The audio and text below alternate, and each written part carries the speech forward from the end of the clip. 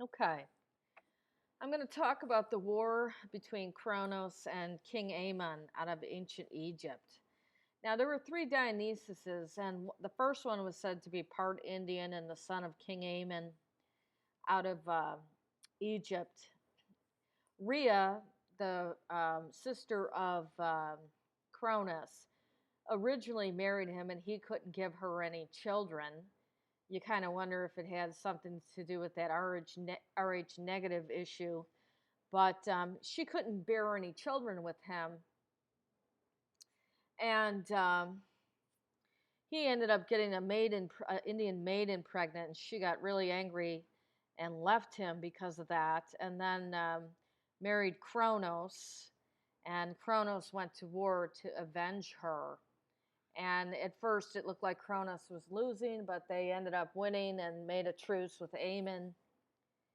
And I'm going to read from Diodorus Siculus's Library of History again. Dionysius then continues his account as follows: Ammon, the king of that part of Libya, married a daughter of Uranus who was called Rhea, and was a sister of Cronus and the other Titans. And once, when Ammon was going about his kingdom near the Cyrenenian mountains, as they are called, he came upon a maiden of unusual beauty whose name was Amalthea, and becoming enamored of her, he lay with the maiden and begat a son of marvelous beauty as well as bodily vigor. And Amalthea herself he appointed mistress of all the region round about, which was shaped like the horn of a bull, and for this reason was known as Hesperocharis, and the region, because of the excellent quality of the land, abounds in every variety of the vine and all other trees which bear cultivated fruits. When the woman we have just mentioned took over the supreme power, the country was named after her, Almatheus Caris. Consequently, the men of later times, for this reason, which we have just given, likewise call any especially fertile bit of ground, which abounds in fruits of every kind, Amalthea's horn. Now Amazon, fearing the, or excuse me, now Ammon, fearing the jealousy of Rhea, concealed the affair and brought the boy secretly to a certain city called Nisa, which was a great distance from those parts. This city lies on a certain island which is surrounded by the river Triton, and is precipitous on all sides, save at one place where there is a narrow pass which bears the name Nicaean Gates. The land of the island is rich, is traversed at intervals by pleasant meadows, and watered by abundant streams from springs, and possesses every kind of fruit-bearing tree and the wild vine in abundance, which for the most part grows up trees. The whole region, moreover, has a fresh and pure air, and is furthermore exceedingly healthful. And for this reason, its inhabitants are the longest lived of any of those parts. The entrance into the island is likely a glen at its beginning, being thickly shaded by lofty trees growing close together, so that the sun never shines at all through the close set branches, but only the radiance of its lights may be seen. Everywhere along the lanes, the account continues. Springs of water gush forth of exceedingly sweetness. Okay, it continues on. Diodorus continues on, and he discusses the area, and Dionysus being reared.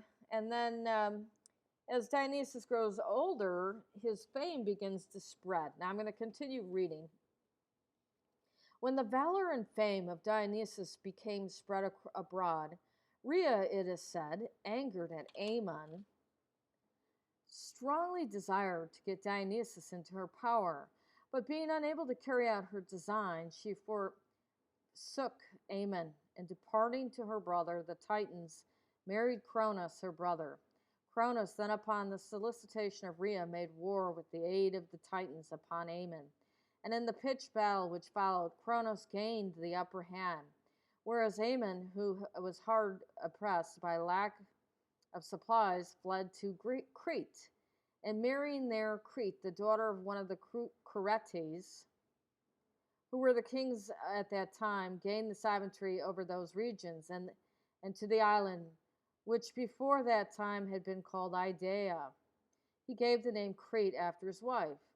As for Cronus, the myth relates, after his victory, he ruled harshly over these regions, which had formerly been Ammon's, and set out with a great force against Nysa and Dionysus.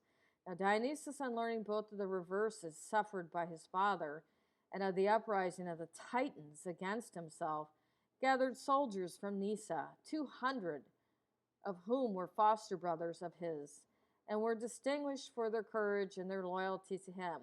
And to these he added from neighboring peoples both the Libyans and the Amazons, regarding the later, of whom we have already observed that it is reputed that they were distinguished for their courage, and first of all campaigned beyond the borders of their country, and subdued with the arms a large part of the inhabited world.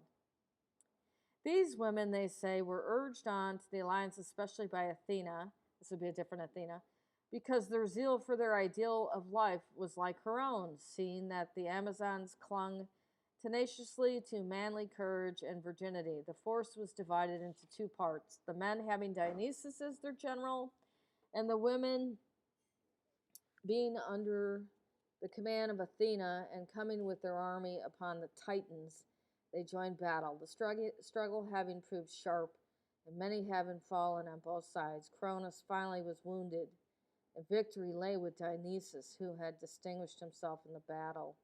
Thereupon the Titans fled to the regions which had been possessed by Ammon, and Dionysus gathered up a multitude of captives and returned to Nysa. All right, so the story continues on, and Dionysus takes the captives, but then he was ready to set out against Cronus again, and a sacrifice was offered, and he decided to make a truce with Cronus. And it just says, let me continue reading. Then Dionysus advanced against the Titans, maintaining strict discipline on his journeyings, treating all the inhabitants kindly, and in a word, making it clear that his campaign was for the purpose of punishing the impious and of conferring benefits upon the entire human race. The Libyans, admiring his strict discipline and high-mindedness, provided his followers with supplies in abundance and joined a campaign with the greatest eagerness. As the army approached the city of the Ammonians, boy, does that sound like Ammonites, doesn't it?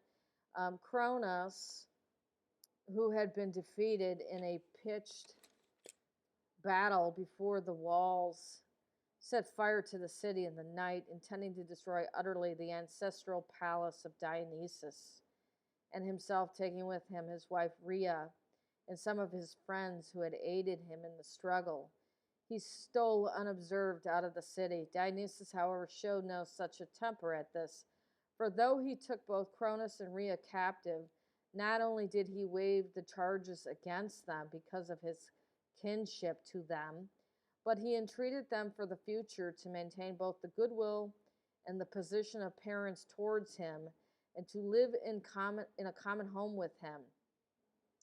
Held in honor above all others, Rhea accordingly loved him like a son for all the rest of her life. But the goodwill of Cronus was a pretense. And about that time there was born to both of these a son who was called Zeus, and he was honored greatly by Dionysus, and at a later time, because of the high achievements, was made king over all. Since the Libyans had said to Dionysus before the battle that at the time when Ammon had been driven from the kingdom, he had prophesied to the inhabitants that at the appointed time his son Dionysus would come, and that he would recover his father's kingdom, and after becoming master of all the inhabited world, would be looked upon as a god. Dionysus, believing him to have been a true prophet, established there the oracle of his father, rebuilt the city, and ordained honors to him as to a god, and appointed men to have charge of the oracle. Tradition also has recorded that the head of Ammon was shaped like that of a ram, since as his device he had worn a helmet of that form of his campaigns.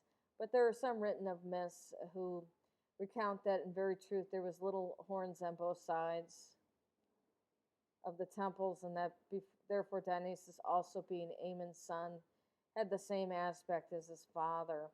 And so the tradition has been handed down to succeeding generations of mankind that this god had horns. Okay, so it continues on.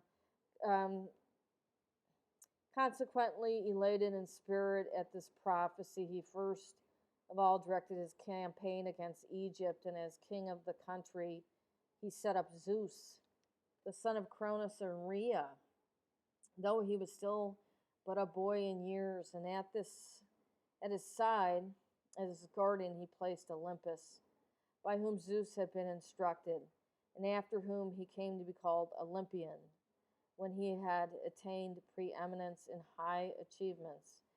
As for Dionysus, he taught the Egyptians, it is said, both the cultivation of the vine and how to use it, and to store both wine and the fruits which are gathered from the trees as well as others. Okay, so this is another version of the story about an Indian Dionysus, whose father was Ammon, who was apparently white, and was able to defeat Cronus and set up Zeus. Now, there's said to be two other Dionysuses. One was the son of Zeus and Persephone, and he was murdered. And the other would be the son of Semele and Zeus, and he eventually was murdered as well. So there, as usual, there's always some variation in the story, and it's hard to say which one happened, because other versions say that Zeus had to be hid on Crete due to his father. So we don't know for sure which one is right. Maybe they both are. Timing wise, we don't know how things went. Okay, that's it for the War of Cronus and Ammon.